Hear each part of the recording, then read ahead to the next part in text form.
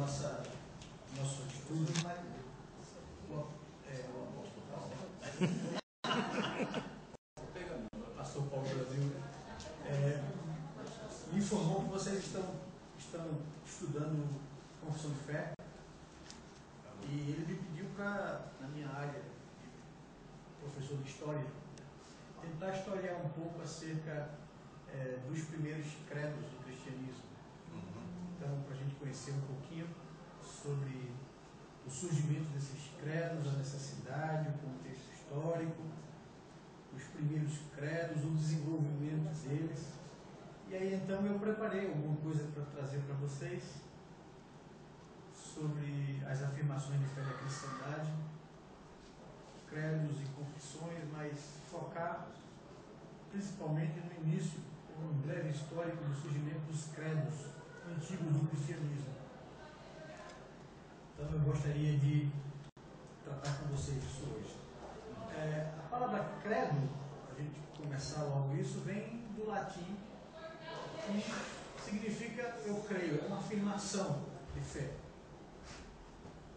O credo apostólico talvez seja o mais conhecido de todos os credos antigos.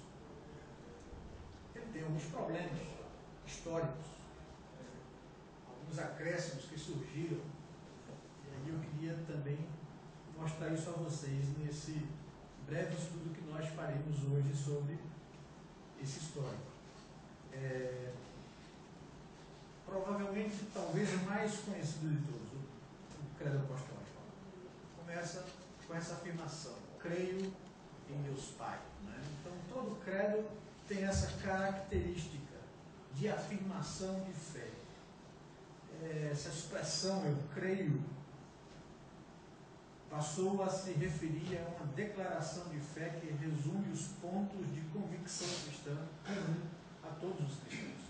Toda a cristandade, seja ela de linha católica, ou ortodoxa, ou protestante, ela tem no credo uma afirmação de fé geral que não afeta, não agride, em tese, nenhuma de suas convicções. Esse termo, credo, por esse motivo, nunca é aplicado a declarações de fé associadas com denominações específicas. Aí sim você vai ver no século XVI as denominações reformadas, protestantes, desenvolverem com muita mais precisão aquilo que eles criam. As confissões de fé costumam ser chamadas de confissões, por exemplo, a confissão de Augsburg, que é a confissão luterana, a confissão de Westminster, que é uma confissão reformada que nós adotamos. Uma confissão diz respeito a uma denominação, geralmente, ou a um grupo específico, e inclui crenças e ênfases específicas relacionadas a essa denominação. Já um credo diz respeito a toda a igreja cristã e inclui nada mais, nada menos do que uma declaração de convicções que todo cristão deve ser capaz de aceitar e se comprometer. Da igreja católica universal. Na época que surgiram os credos, na igreja antiga, nos primeiros séculos, né, as declarações de fé ali, elas são bem gerais, né, e por isso aceitas por todos os segmentos do cristianismo. Um credo é reconhecido como uma declaração concisa, formal, universalmente aceita e autorizada acerca dos pontos principais da fé cristã. O surgimento se deu por alguma necessidade específica no passado? Sim. A gente vai chegar lá. Tá bom. No período do cristianismo antigo, do ano 100 ao ano 590 aproximadamente, também conhecido como o período patrístico, dos credos passaram a ser tratados com autoridade e respeito por toda a igreja. Um era o credo apostólico e o outro o credo niceno. Na liturgia da noite vocês vão recitar o credo niceno. O desenvolvimento desses dois credos foi a necessidade do cristianismo em oferecer um resumo claro da fé cristã para ocasiões públicas apropriadas, das quais a mais importante era o batismo. Então, geralmente, no começo do cristianismo, na igreja antiga, um cristão que fosse ser recebido como membro da igreja deveria recitar cada ponto de sua fé concisa no credo. O batismo era o momento onde o cristão fazia sua declaração de fé e compromisso.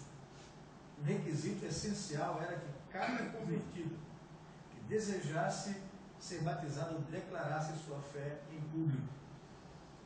Outra razão que levou a igreja a estabelecer esses credos foi o surgimento de heresias e de erros doutrinários de alguns grupos e líderes no meio da cristandade. Por exemplo, a controvérsia ariana, que motivou o primeiro concílio ecumênico do cristianismo em Nicéia, resultou na elaboração do credo de Nicéia. Este depois foi aprimorado e deu lugar ao credo niceno, ou, mais especificamente, chamado credo niceno-constantinopolitano, aprovado no concílio de Calcedônia no ano 451.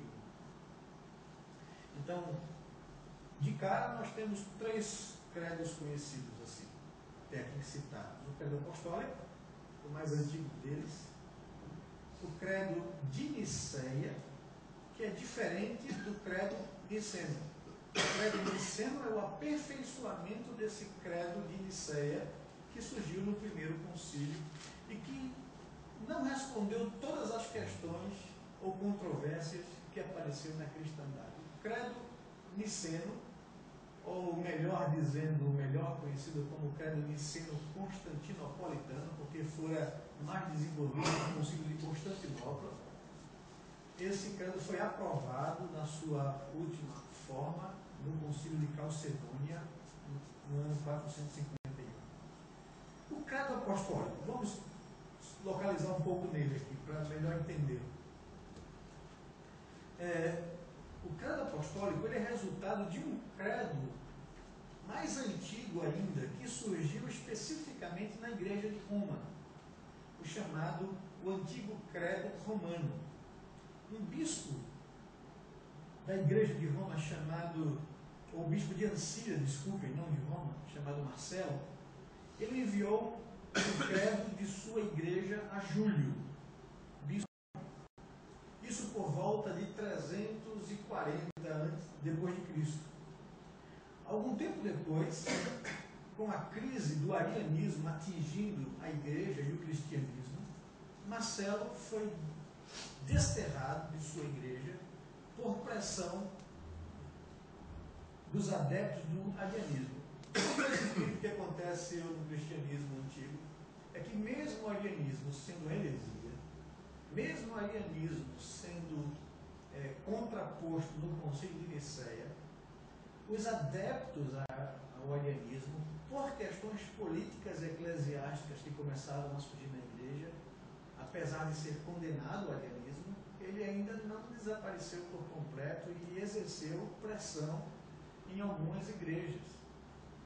Tanto é que esse bispo de Ancília, chamado Marcelo, fora desterrado por se contrapor ao arianismo. Isso em 340 aproximadamente, ou seja, depois do concílio de Nicéia, que aconteceu em 325.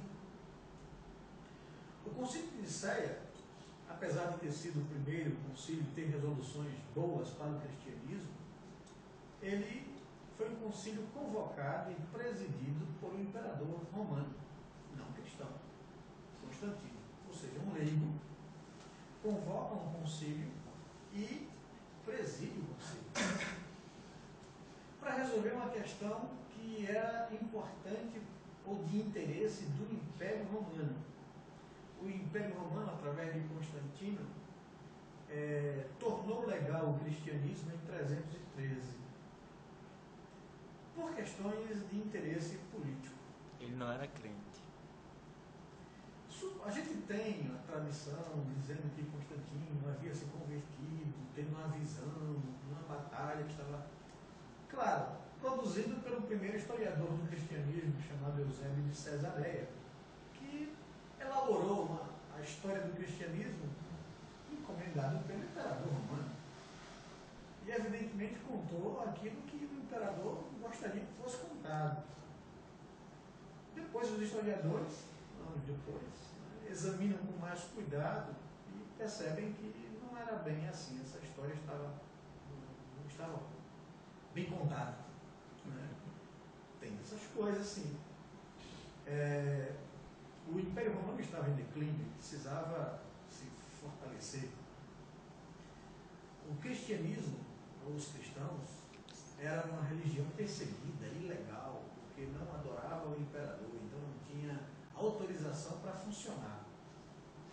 Todos os povos dominados por Roma ou pelo Império Romano poderiam continuar com as suas religiões, contanto que também adorasse o imperador, e cada grupo fizesse isso uma vez por ano, renovaria a sua adoração ou culto ao imperador, e então teria autorização de praticar a sua religião. Então, no Império Romano havia essa liberdade, tá certo, de se adorar os seus deuses. Era uma estratégia romana para não impor uma religião aos povos dominados, mas contanto que aquele povo adotasse também o culto ao imperador. Como o cristianismo não se submetia a isso, dizendo que não dobraria os seus joelhos diante de outro Senhor que não Jesus, por isso era uma religião ilegal, não tinha autorização para funcionar. Por isso, perseguida. Perseguida, a princípio, por pessoas que eram comuns, por vizinhos. Se alguém suspeitasse que numa casa ou uma família tinha grupos se reunindo para ensinar a Escritura ou adorar esse Cristo, eles eram denunciados e consequentemente perseguidos. Chegou uma época de tão forte foi a perseguição que os vizinhos que denunciassem poderiam se apropriar dos bens do denunciado. Né? E aí então você imagina o grau de aflição que viviam muitos cristãos na perspectiva quase que eminente de serem denunciados e ter seus bens perdidos e etc. Então essa coisa se avolumou, mas apesar de toda essa perseguição e de alguns imperadores investirem pesado contra o cristianismo, era uma religião que continuava crescendo e continuava expandindo no império ou debaixo das barbas do império. E aí então Constantino percebeu que por mais que houve perseguição durante 4 séculos a esses cristãos, eles continuavam crescendo. De algum historiador, Joséfo, que chega a afirmar que o sangue desses cristãos é como semente, que quanto mais derrama-se no chão ou cai no chão, mais prolifera e mais pessoas são alcançadas. E isso impressionava o império, impressionava as pessoas e as autoridades. Era então a Constantino dado a astúcia de entender que para fortalecer o império no momento de declínio, se ele trouxesse para baixo do controle do império essa religião, que de tão perseguida, mas tão fortalecida, poderia dar suporte ao império e renovar as suas forças. Surge o problema do arianismo que divide o cristianismo. E aí ameaça a saúde ou a estabilidade dessa religião que renovou as forças do império. E é interesse do imperador de Roma intervir nessa questão para que o cristianismo não se parta, não se divida, não se enfraqueça. E aí ele convoca o primeiro concílio de Niceia para reunir todos os bispos para tratarem essa questão. E a intenção do imperador era colocar um meio termo, deixa disso. Mas o arianismo fora repudiado no cristianismo, mas não perdeu sua força. Então, é nessa condição aqui que o bispo Marcelo é desterrado, e ele passou quase 2 anos em Roma, depois que perdeu o seu bispado na cidade de Ancília, e antes de se retirar deixou este documento de fé que ele utilizava na sua cidade lá em Roma. Foi então Rufino, pastor de Aquileia, aproximadamente no ano 400, que comparou o credo da igreja de Aquileia com o de Roma. Ele tomou esse credo como sendo composto pelos apóstolos em Jerusalém e conservado pela igreja romana. Essa é a tradição que chega. Mas, pastor, essa igreja romana aí, no início ainda não estava corrupta, não, ainda não tinha Não. papas e essas coisas, não. Essa questão da igreja de Roma passar a ser uma igreja que centralizou o cristianismo é por causa de uma necessidade imediata, quando a religião cristã se tornou a religião legalizada e privilegiada pelo Império Romano, e no final do quarto século ela passou a ser a religião oficial com o imperador Teodósio. Constantino, ele legalizou o cristianismo. Teodósio, no final do quarto século, ele oficializou o cristianismo como única religião do Império. Veja a diferença. Quem nascia lá já era como se fosse cristão, já era... porque até então, no Império Romano, o que é que se praticava? Todos os povos, com suas religiões, podiam continuar cultuando os seus deuses, contanto que adorassem e o reconhecessem o imperador como Deus. Eles tinham, então, legalização de funcionamento. Quando em 313 o cristianismo foi legalizado, sem ter que reconhecer o imperador como Deus, essa religião começou a ser privilegiada agora pelo Império. Ela fora a religião do imperador Constantino. De tanto privilégio que ela recebeu, e observa uma coisa interessante, que por um lado é bom, por outro lado é ruim, evidentemente, os pastores, até o quarto século não se produziu teologia. Por quê? Porque o ministério dos pastores nessas igrejas durante o quarto século foi socorrer a igreja perseguida, foi consolar, foi estimular a fé dos cristãos. Eles não tinham tempo nem condições para elaborar a teologia. A teologia cristã começa a ser elaborada a partir do quarto século e agora deixa de sofrer perseguição. Aí agora os pastores começam a ter sentar e discutir, também começam a surgir os problemas do cristianismo, evidentemente. Então, todas os chamados concílios ecumênicos que começaram a produzir a teologia da igreja antiga, só começam a produzir depois que o Império Romano assume a igreja como legal e privilegia essa igreja. Com o passar do tempo, a igreja começa a receber o suporte do Estado.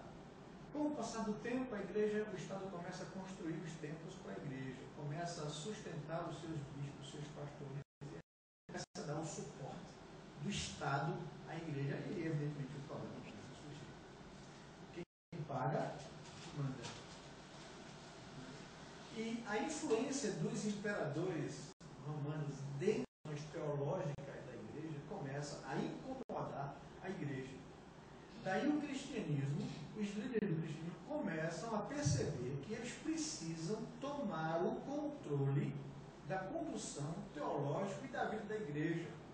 E aí começa a surgir uma disputa que vai se estender por toda a Idade Média. Quem está sobre quem? O poder do Estado é maior do que o poder dos bispos? Quem deveria abençoar ou proteger quem? O imperador deveria proteger a igreja? Ou eram os bispos que deveriam proteger o Estado? E aí então começa a surgir a necessidade da igreja ter um poder que pudesse se igualar ou fazer frente ao poder do Estado. E aí a necessidade da igreja ter um local, uma sede, né? E aí começam a surgir essas discussões no cristianismo. Alguns cristãos dizem que esse caminho não é um caminho lícito que eles deveriam trilhar. Outros diziam que se a gente não for por esses caminhos, a gente não vai conseguir, a gente vai perder o controle da igreja para os imperadores.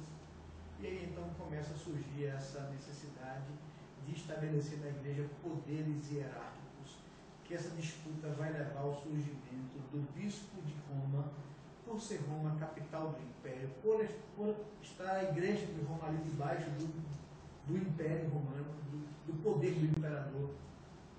Então o bispo de Roma, ou a igreja de Roma, deveria ser a igreja que funcionasse como sede. Ela era candidata natural a isso. Então toda a disputa vai surgir no meio da igreja cristã por causa dessa necessidade imediata do domínio e controle do imperador sobre a igreja. E aí começa a se sedimentar na consciência do cristianismo, a maioria pelo menos, que era necessário que a igreja tivesse um poder central e uma figura que pudesse ter na igreja tanta autoridade quanto o imperador tem no Estado romano. Evidentemente que isso não é unanimidade, nunca foi unanimidade, e isso dividiu a igreja entre o cristianismo ocidental e o cristianismo oriental. Né? Essa divisão sempre existiu desde o começo dessa discussão e tomou forma definitivamente no século XI, quando o cristianismo ocidental se dividiu ou se separou do cristianismo oriental, que nós chamamos de cristianismo católico romano ocidental e do cristianismo ortodoxo grego-oriental. Né? Teologia latina no Ocidente e teologia grega no Oriente. Né? Exatamente por essa questão de que a igreja não tem um bispo maior sobre os demais bispos. Né? Esse é um conceito criado e estabelecido, e o conflito estabelecido. Agora, a igreja de Roma tem essa tradição, e é somente uma tradição, que o bispo ou pastor de Aquileia, chamado Rufino, comparou o credo da igreja de Aquileia, que ele adotava para a profissão de fé e o batismo dos candidatos, com o de Roma, que foi levado por Marcelo de Ancira a Roma, quando ele ficou nesse período. E foi Rufino que começou a afirmar que esse credo antigo de Roma era ou fora produzido pelos apóstolos, por isso ele tem esse nome de credo apostólico. Foi ele que fez essa comparação e foi ele que fez divulgou esse conceito, feito pelos apóstolos de Jerusalém, conservado pela igreja de Roma. Quem, pastor, quem? Rufino, pastor de Aquileia.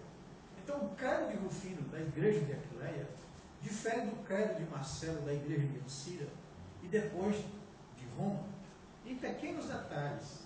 Vejamos assim essa diferença. O credo diz o seguinte, esse credo antigo: creio em Deus onipotente. O de Rufino diz: creio em Deus Pai onipotente. Essa é a comparação do credo de Rufino com o credo de Marcelo de Ancira, o antigo credo romano. E creio em Jesus Cristo, seu único Filho nosso Senhor. Os dois estão de acordo com isso, são similares e parecidos. Que nasceu do Espírito Santo e da Virgem Maria, que foi crucificado sob o poder de Pôncio Pilatos e sepultado. Os dois credos têm essa mesma afirmação. E ao terceiro dia ressurgiu da morte, que subiu ao céu e assentou-se à direita do Pai, de onde há de vir para julgar os vivos e os mortos. E no Espírito Santo, na Santa Igreja, na remissão dos pecados, na ressurreição da carne, na vida eterna. O credo de Rufino omite esse último, na vida eterna. Mas nas demais coisas são muito parecidos. É a declaração da fé geral dos cristãos. O credo apostólico, tal como é conhecido, foi encontrado pela primeira vez no documento Dicta Abbatis Pigmini de Singulis Libris Canonicis Scarapsus, por volta de 750, o credo que nós temos hoje, né, inclusive no nosso inário. A forma final que nós temos aqui foi encontrada no século VIII, nesse documento, no catolicismo. Nessa versão encontram-se duas expressões adicionadas ao credo antigo de Roma. São elas: desceu ao Hades e na comunhão dos santos. Então, no credo apostólico do século VIII para trás, essas expressões não aparecem nos documentos do credo. Só vão aparecer esses acréscimos no século VIII para diante, quando a doutrina do purgatório já estava em voga. Então, certamente é uma alteração e nós não deveríamos usar essas expressões ou o credo da forma que ele se encontra. E está relacionado ao purgatório? A ideia de descer ao Hades. É esse conceito, é essa ideia. O credo apostólico, ou o credo romano antigo, nos documentos que se encontram até o VIII século, ele traz simplesmente o seguinte: creio em Deus Pai, Todo-Poderoso, Criador do céu e da terra. Creio em Jesus Cristo, seu único Filho, nosso Senhor, o qual foi concebido por obra do Espírito Santo. Nasceu da Virgem Maria. Veja bem, muitas vezes nós tomamos uma reação quando vemos essa expressão, mas essa expressão não quer nenhum significado além daquilo que ela tem. O que o credo tem a intenção de afirmar é que Jesus nasceu de uma virgem. Está certo? Essa é a ideia do credo. Ele é humano, teve um nascimento humano e um nascimento pela ação do Espírito de uma virgem. Identifica essa virgem como uma pessoa histórica, assim como eles identificam o sofrimento de Cristo sob o poder de Pôncio Pilatos. Então não tem nenhuma intenção de exaltar Maria, né, mas sim de exaltar a historicidade de Cristo Jesus e o nascimento dele pela ação do Espírito. Então foi concebido por obra do Espírito Santo, nascendo de uma virgem de nome Maria, é alguém histórico, conhecido. Padeceu sob o poder de Pôncio Pilatos, também tenta enfatizar a historicidade de Cristo, apontando para um dos líderes pelos quais ele sofreu. Foi crucificado, foi morto e sepultado. Ponto. Os credos antigos acabam aí. O que a gente tem aqui hoje é resultado dos documentos encontrados a partir do século VIII, né, que acresce e desceu ao Hades. Mas não tem do século VIII para trás.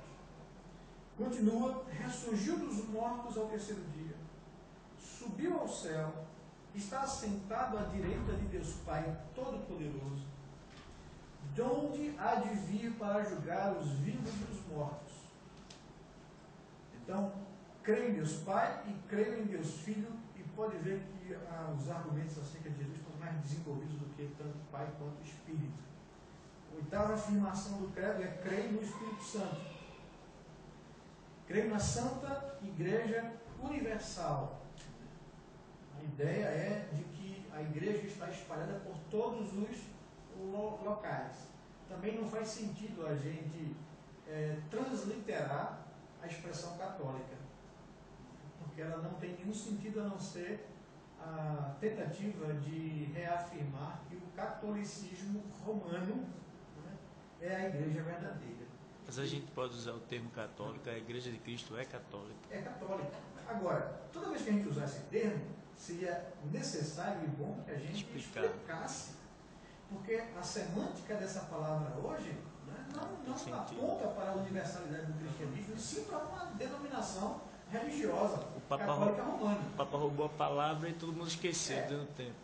A discussão, muitas vezes, é por que a gente vai preservar uma expressão latina que hoje não manifesta exatamente o que ia significar na época.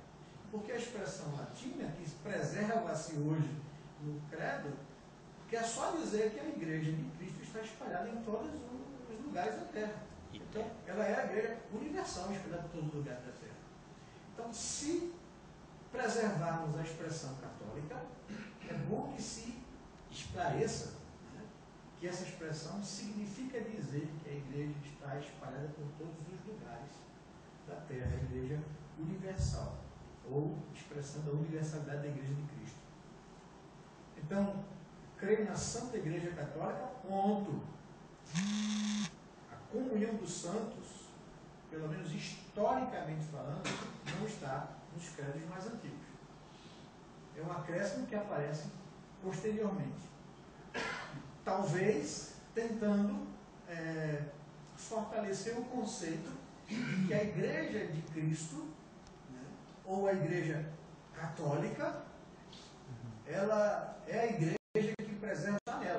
Então, isso é um pouco problemático se essa é a intenção.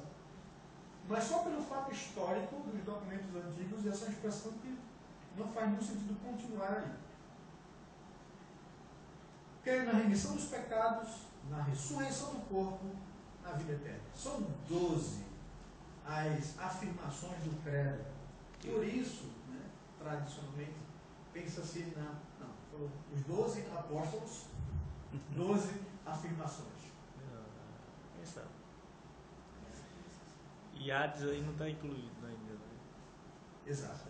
Então, basicamente, a fé no Deus Trino, Pai, Filho e Espírito Santo, na Igreja de Cristo espalhada por toda a terra, na declaração dos pecados remidos, na ressurreição final do corpo e na vida eterna plena com Cristo após essa ressurreição. Essa é a declaração de fé da Igreja nos nossos dias. Eu até sempre enfatizo e ouso a instruir a Igreja quando nós vamos recitar o credo juntos. De fato, até já pedi para eles, até lá o seu livrinho e risco Hades. E risco do Santo, porque historicamente falando, não existem essas expressões no credo, nos credos mais antigos. Mas ele não desceu aos mortos? Sim, mas é uma questão de honestidade histórica. Os documentos originais não tinha isso. Os documentos originais. Então, acresceu-se. Se tinha uma motivação errada, pior ainda, né? Exatamente. Foi acrescido, é fato. Século VIII. Né? Se foi a intenção de corroborar uma doutrina que a Bíblia não corrobora, pior ainda. Então, só pelo fato histórico é melhor que você não o inclua. Então, só isso é um detalhe para ser observado. Então, esse é o credo apostólico que nós conhecemos. Existe também o credo, o desenvolvimento do credo niceno. Tem um desenvolvimento a partir de um outro credo chamado credo de Cesareia. E no concílio de Nicéia, ocorrido em 325, Eusébio de Cesareia, famoso historiador cristão, sugeriu a adoção do credo de sua própria igreja, cujo teor é o seguinte: cremos em um só Deus, Pai onipotente, Criador de todas as coisas visíveis e invisíveis, e em um só Senhor Jesus Cristo, Verbo de Deus, Deus de Deus, luz de luz, vida de vida, Filho unigênito, primogênito de toda a criação, por quem foram feitas todas as coisas, o qual foi feito carne para a nossa salvação, e viveu entre os homens, e sofreu e ressuscitou ao terceiro dia, e subiu ao Pai, e novamente virá em glória para julgar os vivos e os mortos. Cremos também em um só Espírito Santo. Esse é o credo adotado pela igreja de Cesareia. Você observa com isso que toda igreja local, naquela época, tinha o seu próprio credo, ou as suas próprias instruções que eram ensinadas aos novos convertidos, dos quais eles eram preparados e instruídos para quando viesse a tornar membro, pudesse declarar essa sua fé. Então, Eusébio de Cesareia oferece o credo adotado em sua igreja para ser o credo adotado pelo cristianismo no concílio de Nicéia, reunido em 325. O credo de Eusébio era relativamente ortodoxo, porém não resolvia explicitamente a posição de Ário, que era o problema na época. Ao contrário, deixava uma brecha quando afirmava ser Jesus primogênito de toda a criação. O arianismo sustentava que houve um tempo em que Jesus não existia e que ele havia sido criado pelo Pai e que não era da mesma substância do Pai. Esse era o problema do arianismo. Contudo, o seu credo serviu de base, o credo de Eusébio, serviu de base e foi aperfeiçoado pelo concílio e publicado em forma revisada. E ficou assim o credo adotado a partir de Nicéia em 325. Cremos em um só Deus, Pai onipotente, Criador de todas as coisas visíveis e invisíveis, e em um só Senhor Jesus Cristo, o Filho de Deus. Aí vem os aperfeiçoamentos. Gerado pelo Pai, unigênito e não primogênito da criação, como queria Eusébio, isto é, da substância do Pai. Aqui começa a explicar e a ser mais detalhado.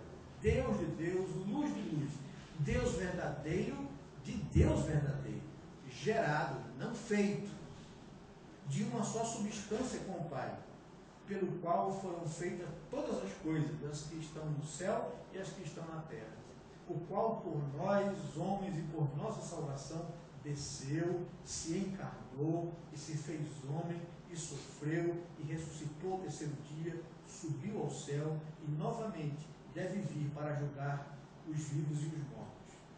E no Espírito Santo, e a quantos dizem, e aqui vem uma expressão condenatória ao Nicéia, estabelece esse credo. E a quantos dizem que ele era quando não era, e antes de nascer ele não era, ou que foi feito do não existente, bem como a quantos alegam ser o Filho de Deus de outra substância ou essência, ou feito, ou mutável, ou alterável, a todos estes a Igreja Católica e Apostólica anatematiza. Então, o credo de Nicéia traz uma expressão condenatória às afirmações do arianismo. Pronto, esse foi o credo surgido ali em Nicéia.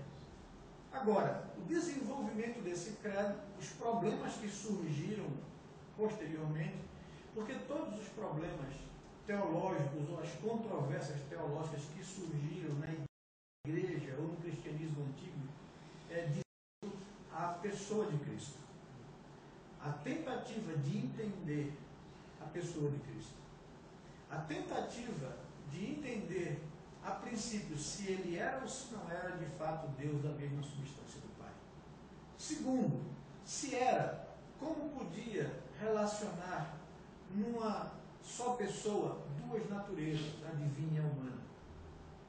Então, essas questões, ou a tentativa de compreender ou de estabelecer com exatidão essas questões, levaram ao surgimento de pessoas que atravessaram por um lado ou pessoas que atravessaram por outro. Até o gnosticismo também.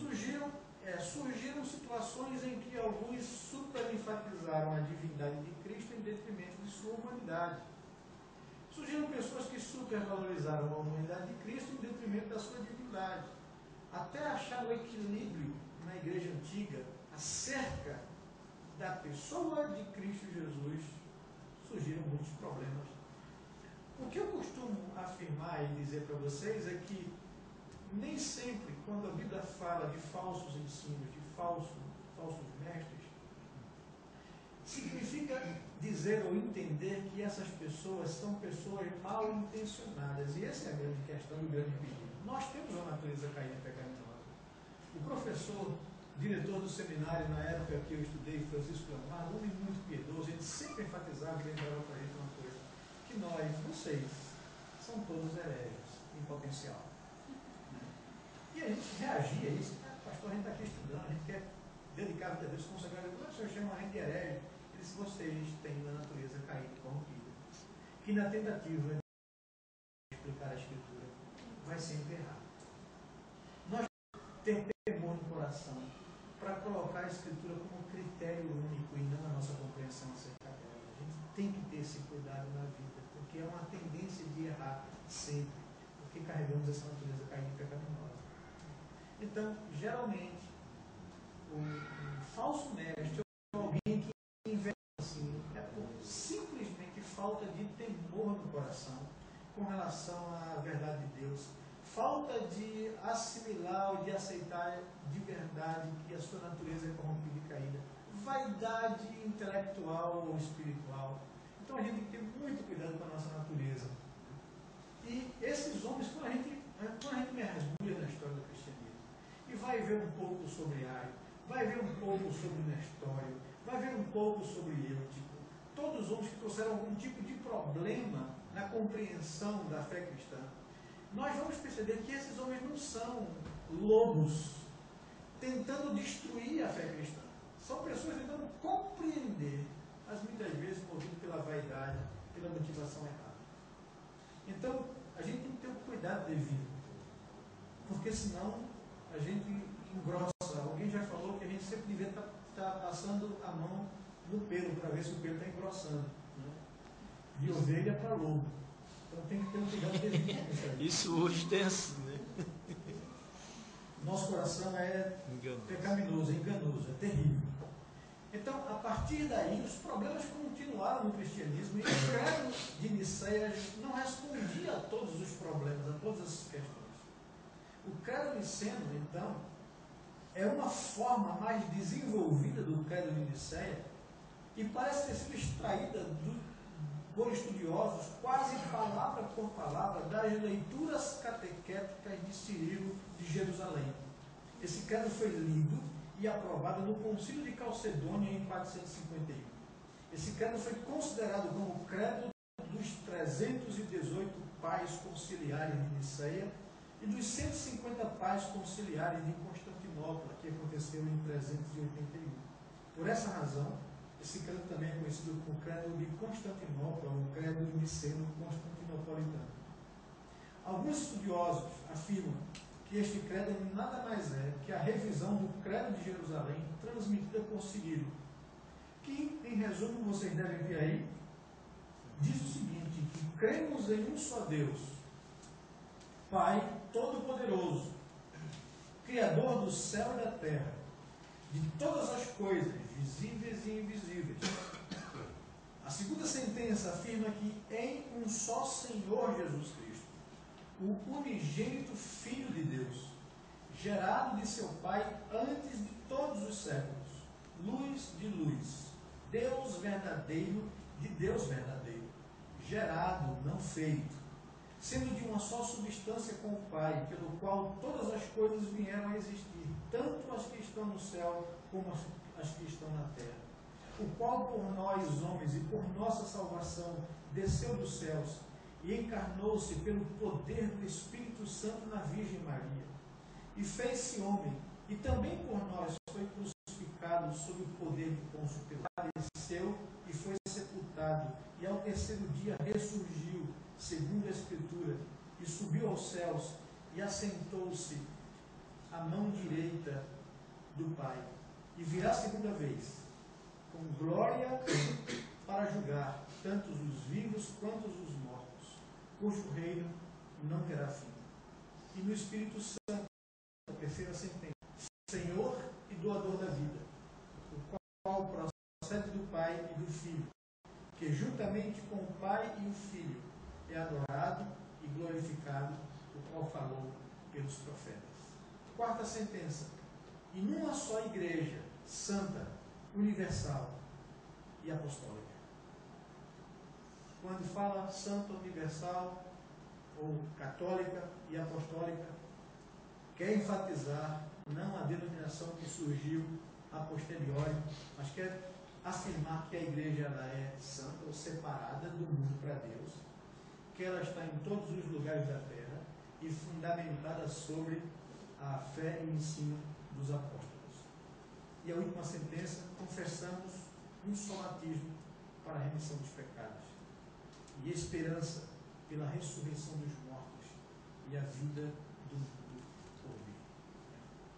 Então, eis aí esse credo que é o desenvolvimento, né, da teologia antiga, ou dos credos, e a partir de então era o credo aceito pelo cristianismo. Só vieram surgir necessidade de elaborações de declaração de fé, agora no século XVI, né, quando a igreja passa pela reforma protestante, e as denominações que surgem por causa de um princípio da reforma, a Reforma lutou contra o conceito de uma igreja com poderes universais para estabelecer uma igreja nacional. O princípio da Reforma do cuius regius, eius religios, dá a ideia de que cada nação, cada país estabeleceria sua própria denominação ou sua própria religião. Claro, considerando os princípios da palavra de Deus, mas uma religião que não estivesse debaixo de um auspício de uma igreja universal, da qual reivindicava o controle e poder de um bispo, tendo autoridades maiores que os demais. As igrejas estariam debaixo agora dos seus estados, porque surgem aqui as nações naquele período da Reforma. E aí, então, a Alemanha se torna luterana, né? A Suíça se torna reformada, né? A Escócia reformada, mas toma o nome e a forma de presbiteriana. Né? Quando você diz reformada, você está se referindo também a Calvino, né? Calvinista. Sim, sim. Calvinista. A teologia é calvinista. Calvino foi o terceiro, mas o mais brilhante líder do segundo movimento de reforma. A reforma protestante não foi um movimento homogêneo. Surgiram 4 ondas de reforma naquele período do século XVI. A reforma alemã, que tomou o nome de reforma luterana, né? Depois veio a reforma, que a gente começa a dizer que é o segundo movimento de reforma, chamado de reforma suíça, né? Que apareceu no cantão, né, da Suíça de Zurique, com o Zwinglio, seu líder, também um ex-sacerdote católico. Mas esse movimento de reforma diferenciou do primeiro movimento luterano, que foi muito mais profundo nas suas propostas de mudança ou de revisão do que Lutero propôs para o cristianismo. Depois da morte prematura de Zwinglio, né, Henrik Bullinger assume a liderança da igreja, do movimento da reforma na Suíça, mas com a morte dele, Calvino então surge como o líder desse movimento na Suíça de fala francesa, mas influenciou também a Suíça de fala alemã, e vários países aderiram à teologia desse segundo movimento. Os Países Baixos. Que foi desenvolvida, muito bem elaborada por Calvino, que influenciou muito e fez de Genebra um celeiro de formação de pessoas que saíram para os seus países para levar a reforma. Foi um lugar que acolheu os perseguidos, formou os perseguidos e depois devolveu os perseguidos para o mundo. Esse é o segundo movimento de reforma. O terceiro movimento de reforma é chamado de reforma anabatista, ou reforma radical, né? Que foi um movimento, assim, das classes mais proletárias, pobres, e que foi um movimento iconoclasta, quase de guerrilha espiritual, né? De exageros teológicos, que vai surgir o movimento anabatista, os menonitas, vem tudo dessa linha da terceira reforma, que é chamada de reforma radical, que foi uma divisão, um movimento radical ainda com o Zwinglio. E depois vem o quarto movimento de reforma, que é chamado de reforma anglicana, que não foi lá uma reforma, a princípio, mas depois produziu um movimento na Inglaterra, o movimento puritano, que pressionou a Inglaterra para aderir a uma verdadeira reforma protestante. Vocês conhecem mais a história, talvez são mais próximo a gente. Foi uma luta secular para tentar levar essa igreja à reforma. Aconteceu de fato uma revolução política na Inglaterra, do qual o rei foi deposto e instalada um parlamento que governou, que convocou a Assembleia de Westminster para reformar a religião na Inglaterra, que o resultado dessa Assembleia estabeleceu o presbiterianismo como modelo, né, de religião na Inglaterra.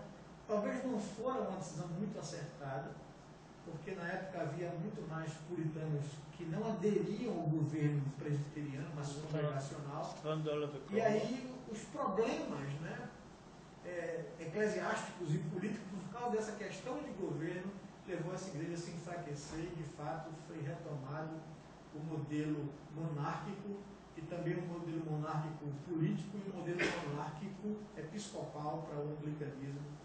E quem herdou ajudou, quem se beneficiou do resultado desse movimento foram os presbiterianos escoceses, irlandeses, que depois migraram para a América e chegaram ao Brasil também e outras partes do mundo posteriormente, né? Mas são 4 movimentos de reforma distintos, tá certo? E que a gente tem que entender bem isso para não confundir essas questões. Nós somos herdeiros do segundo movimento da Reforma Protestante, com uma certa influência no terceiro movimento, com os puritanos, os escoceses e irlandeses, que foram empurrados para a Nova Inglaterra, para as colônias da Nova Inglaterra na América, e depois chegaram ao Brasil. Mas aí surge esse novo período de confissão de fé, que é diferente do credo apostólico, dos credos, né, da Igreja Antiga. Mas eu acho que por hoje eu fico aqui com vocês, né? Vocês estão na hora do almoço, eu também tenho obrigações, não vou poder ficar para vocês com o almoço, que eu estou recebendo alguém de fora da igreja e eu preciso dar uma assistência para a pessoa lá, né? Mas muito obrigado, que Deus abençoe vocês, se fortaleçam, cresçam no Senhor, sejam uma igreja robusta, sadia, para a honra e glória do Senhor, para a expansão do seu reino. Deus abençoe vocês.